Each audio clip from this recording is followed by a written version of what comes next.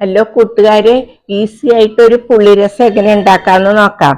ഇതിനായിട്ട് ഒരു തക്കാളി, ഒരു പച്ചമുളക്, 5 ചുവന്നുള്ളി, 4 വെളുത്തുള്ളി, കരിവേപ്പില, ഒരു കഷ്ണം പുളി വെള്ളത്തിലിട്ട് 1 കപ്പ്. ഇത്രയും സാധനങ്ങളാണ് വേണ്ടത്. അപ്പോൾ ചീനിച്ചട്ടി ചൂടാവുമ്പോൾ വെളിച്ചെണ്ണ ഒഴിച്ച് അതിലേക്ക് കടുകും ഇത്തിരി ഉലുവയും കൂടെ ഇട്ട് കടുക് പൊട്ടിക്കണം. അത് കഴിഞ്ഞ് ചതച്ച് വെച്ചിരിക്കുന്ന ഉള്ളി, ഇഞ്ചി, പച്ചമുളക്, കരിവേപ്പില എല്ലാം കൂടെ ഇട്ട് മൊരിയിച്ചെടുക്കണം. 1 മിനിറ്റ് മൊരിയിച്ചാൽ മതിയാവും. ഒരു ബ്രൗൺ കളർ വരെ ആകണം. ബ്രൗൺ കളർ ആയി കഴിയുമ്പോഴത്തേക്കുമാണ് ഇതിലേക്ക് പൊടികൾ ഇടേണ്ടത്.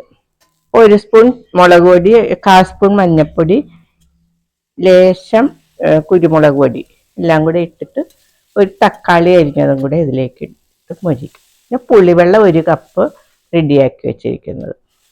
പാകത്തിന് ഉപ്പ്, 1/4 സ്പൂൺ ഉപ്പ് എല്ലാം കൂടെ ചേർത്തിട്ട് ഇത്തിരി കായപ്പൊടിയും കൂടെ ഞാനിട്ടു, കായപ്പൊടിയായിട്ടുള്ളത്.